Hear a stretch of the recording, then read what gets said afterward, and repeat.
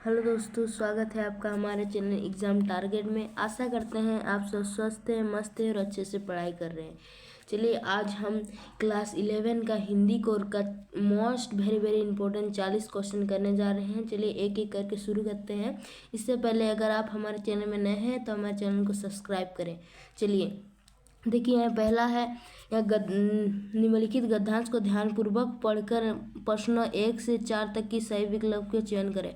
इसको एक गद्यांश दिया हुआ है, इसको आप पढ़ लेना है। हम अभी गद्यांश नहीं पढ़ेंगे।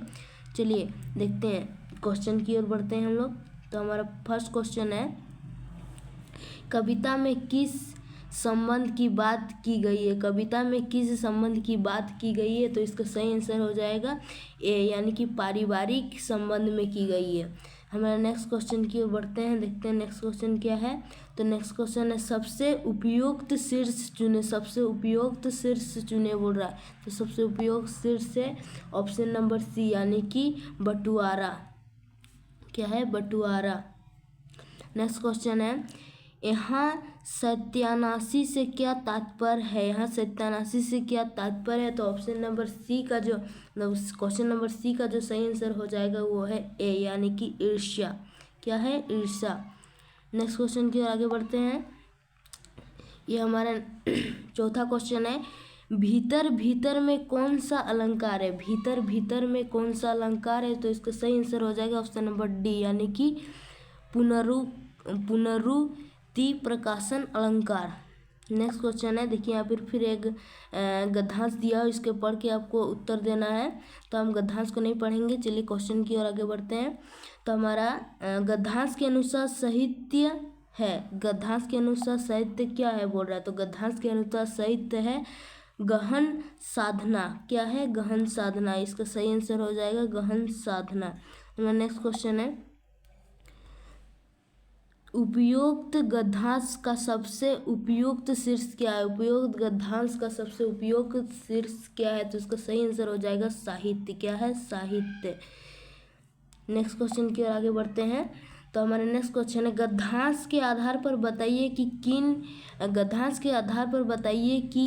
कौन सा कथन गलत है? गद्यांश के आधार पर बताइए कि कौन सा कथन गलत है। तो इसका सबसे गलत है, आप पढ़ लीजिएगा। ये जो सी है वो गलत है। साहित्य मनुष्यता का निर्माण और विनाश करता है, ये जो है ये गलत है। नेक्स्ट क्वेश्चन की ओर बढ़ते हैं। तो नेक्स्ट क्वेश्चन है हमारा, साहित्य का औद्धत्यता का से क्या तात्पर्य है? साहित्य के औद्धत्यता से क्या तात्पर्य है? जो इसका सही आंसर हो जाएगा वो पाठक। क्या तात्पर्य है? पाठक। नेक्स्ट क्वेश्चन की ओर आगे बढ़ते हैं। नेक्स्ट क्वेश्चन हमारा देखिए यहाँ, रचनात्मक लेखक तथा अभिव्यक्ति और माध्यम से, खंड ख में है हमारा क्वेश्चन। तो हमारा पहला क्वेश्चन है, जनसंचार के लिए अंग्रेजी में कौन सा शब्द प्रयुक्त होता है? जनसंचार के लिए अंग्रेजी में कौन सा शब्द प्रयुक्त होता है? तो इसका जो ऑप्शन नंबर बी है वो सही हो जाएगा, यानी मास कम्युनिकेशंस। नेक्स्ट क्वेश्चन है हमारा, निम्नलिखित में से कौन सा औपचारिक पत्र नहीं है? निम्नलिखित में से कौन सा औपचारिक पत्र नहीं है? जो ये है भाई को पत्र। औपचारिक पत्र मतलब होता है, जैसे यहाँ पर देखिए, संवाद, प्रार्थना पत्र, शिकायती पत्र, संवाद के नाम पर पत्र, मतलब कि जो अपने परिवार से रिलेटेड ना हो, उनको पत्र ना दिया जाए। किसी से आप सहायता मांगेंगे उनको दो, वो सब होता है औपचारिक पत्र, मतलब कि औपचारिक पत्र। तो यहाँ पर औपचारिक पत्र क्या नहीं है बोल रहा है? तो यहाँ भाई को पत्र ये नहीं है। नेक्स्ट क्वेश्चन की ओर आगे बढ़ते हैं। तो नेक्स्ट क्वेश्चन हमारा है, फीचर के लिए हिंदी में कौन सा शब्द प्रयोग किया गया है? फीचर के लिए हिंदी में कौन सा शब्द प्रयोग किया है? तो यहाँ रूपक। क्या किया है? रूपक शब्द प्रयोग किया है। चलिए आगे बढ़ते हैं। तो हमारा नेक्स्ट क्वेश्चन है, प्रतिवेदन अंग्रेजी के किस शब्द का हिंदी रूपांतरण है? प्रतिवेदन अंग्रेजी के किस शब्द का हिंदी रूपांतरण है? तो इसका सही आंसर हो जाएगा ऑप्शन नंबर सी, यानी कि रिपोर्ट। नेक्स्ट क्वेश्चन और बढ़ते हैं। देखिए नेक्स्ट क्वेश्चन है, संप्रदाय किसके द्वारा लिखा जाता है? संप्रदाय किसके द्वारा लिखा जाता है? तो संपादक के द्वारा लिखा जाता है, यानी कि option number C is the correct answer. Next question है हमारा, जनसंचार माध्यमों का प्रमुख कार्य क्या है? जनसंचार माध्यमों का प्रमुख कार्य क्या है? तो इसका जो सही आंसर होगा, इनमें से सभी, यानी कि देखना हमेशा इनमें से सभी जहाँ रहेगा वो कंपल्सरी इनमें से सभी होता है। तो पर भी 99% इनमें से सभी होता है, लेकिन कुछ कुछ में नहीं होता। तो यहाँ पर देख रहे हैं सब करो, सूचना देने का शिक्षित करना, मनोरंजन करना, लोगों का मार्गदर्शन करना, ये सब होगा। यानी कि ऑप्शन नंबर डी यानी कि करेक्ट आंसर हो जाएंगे इनमें से सभी। नेक्स्ट क्वेश्चन है, भारत में प्रकाशित होने वाला पहला अखबार कौन सा है? भारत में प्रकाशित होने वाला पहला अखबार कौन सा है? जो ये बंगाल गजट है। क्या है? बंगाल गजट। नेक्स्ट क्वेश्चन है, कक्षा में होने वाली चर्चा या विचार विमर्श किस प्रकार का संचार है? क्या बोल रहा है? कक्षा में होने वाला चर्चा या विचार विमर्श किस प्रकार का संचार है? तो ये किस प्रकार का संचार है? समूह संचार। क्या है? समूह संचार है। नेक्स्ट क्वेश्चन है हमारा, पत्रकारिता का मूल तत्व क्या है? पत्रकारिता का मूल तत्व क्या है? जो पत्रकारिता का मूल तत्व है वो जिज्ञासा है। इसका करेक्ट आंसर हो जाएगा। नेक्स्ट क्वेश्चन है हमारा, देखिए, संपादक के नाम पत्र संभाव्य प्राय समाचार पत्र के किस पृष्ठ पर प्रकाशित होता है? जिसका सही आंसर है वो है 18 का सी यानी कि सांप्रदायिक पृष्ठ। नेक्स्ट क्वेश्चन है हमारा, यहाँ देखिए फिर आपका पाठ्य पुस्तक से दिया गया है। इसमें एक पद्यांश है, इसको आपको पढ़ना है, इसको रीड करना है आपको और क्वेश्चन करना। तो हम पद्यांश रीड नहीं करेंगे, आप सीधे क्वेश्चन पे चलते हैं। तो देखिए क्या लिखा है,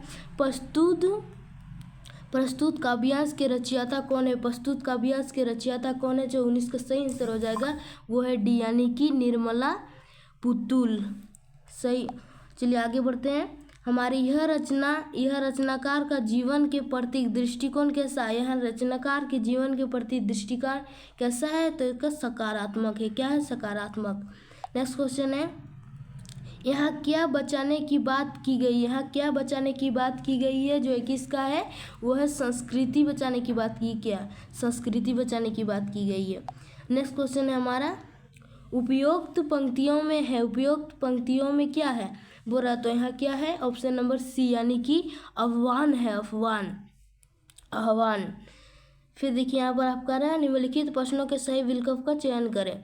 तो देखिए, जैसे बढ़ी कष्ट की कोटि अग्नित ना काटे कोई, पंक्ति में अग्नि किसका प्रतीक है बोल रहा है? तो इसका जो सही आंसर हो जाएगा ऑप्शन नंबर ए यानी कि आत्मा का।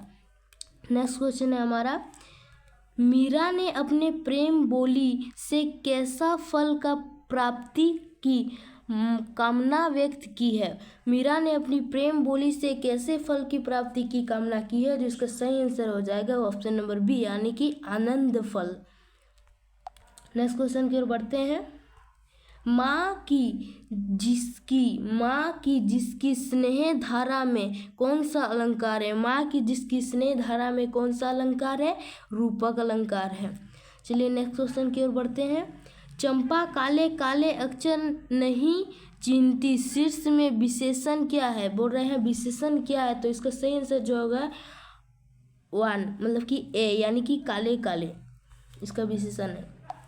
चलिए नेक्स्ट क्वेश्चन की ओर बढ़ते हैं। तो नेक्स्ट क्वेश्चन हमारा है, सपनों का मर जाना किस प्रकार का प्रयोग है? सपनों का मर जाना किस प्रकार का प्रयोग है? तो इसका सही आंसर हो जाएगा ऑप्शन नंबर ए यानी कि लक्षणिक।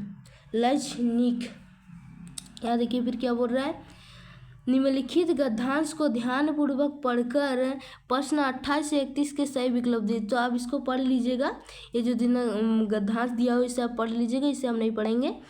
चलिए नेक्स्ट क्वेश्चन पे चलते हैं हम लोग। क्वेश्चन में जो प्रस्तुत पंक्तियाँ के रचयिता कौन है? अब पढ़ लीजिएगा इसे, प्रस्तुत पंक्तियों के रचयिता कौन है? जिसका सही आंसर हो जाएगा 28 का यानी कि मुन्नू भंडारी का है।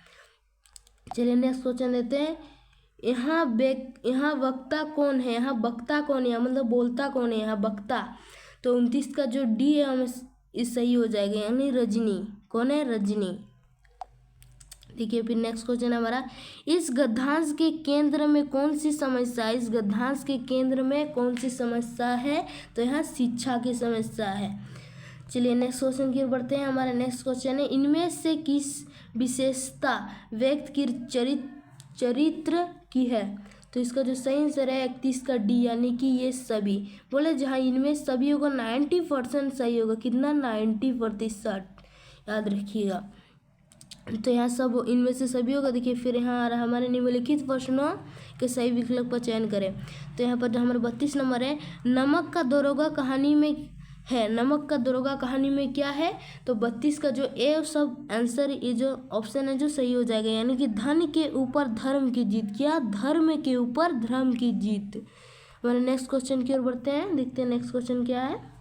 नेक्स्ट क्वेश्चन हमारा है, मियाँ निसुरुद्दीन किस विधा की रचना है? तो ये जिसका जो सही आंसर हो जाएगा 33 का सी, यानी कि शब्द चित्र की। क्या है? शब्द चित्र। नेक्स्ट क्वेश्चन है, पथेर पंचाली फिल्म के निर्माण में सबसे बड़ी समस्या क्या थी? पथेर पंचाली की फिल्म की बड़ी समस्या क्या थी? निर्माण की बड़ी समस्या, तो इसका जो डी, यानी कि धन का अभाव था। उस टाइम जब ये मतलब कि प्रचलित फिल्म है, एक बहुत पथेर पंचाली बहुत ही पुरानी फिल्म है, उस टाइम जब बना रहे थे उस टाइम धन की बहुत अभाव थी। नेक्स्ट क्वेश्चन की ओर बढ़ते हैं। देखिए अब वो आप पाठ पढ़ लीजिएगा तो आपको समझ में आ जाएगा। विदाई संभाषण पाठ किस वायसराय के शासन में भारतीयों की स्थिति का खुलासा करता है? तो इसका जो सही आंसर हो जाएगा 35 का सी, यानी कि कर्जन। नेक्स्ट क्वेश्चन की ओर बढ़ते हैं, लेखक का भारत माता की जय से क्या अभिप्राय है? लेखक का भारत माता की जय से क्या अभिप्राय है? तो ऑप्शन नंबर सी, यहाँ के लाखों करोड़ों लोगों की जय। यहाँ की लाखों करोड़ों लोगों की जय, इसका सही आंसर हो जाएगा। नेक्स्ट क्वेश्चन की ओर बढ़ते हैं। नेक्स्ट क्वेश्चन हमारा है, लता मंगेशकर से पहले किस विख्यात गायिका का चित्रपट संगीत में अपना जमा था?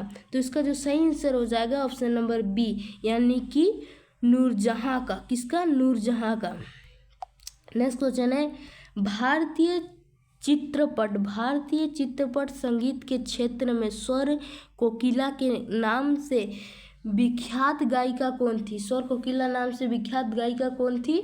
तो 38 का सी हो जाएगा राइट, यानी कि लता मंगेशकर। ये अभी भी आपको पता होगा, लता मंगेशकर की ये बहुत बड़ी गायिका थी। हमारा 39 नंबर है, क्वेश्चन है, देखिए कुई की चिनाई करने के लिए किस घास का उपयोग किया जाता है? कुई की चिनाई करने के लिए किस घास का उपयोग किया जाता है? तो इसका सही आंसर है एक, यानी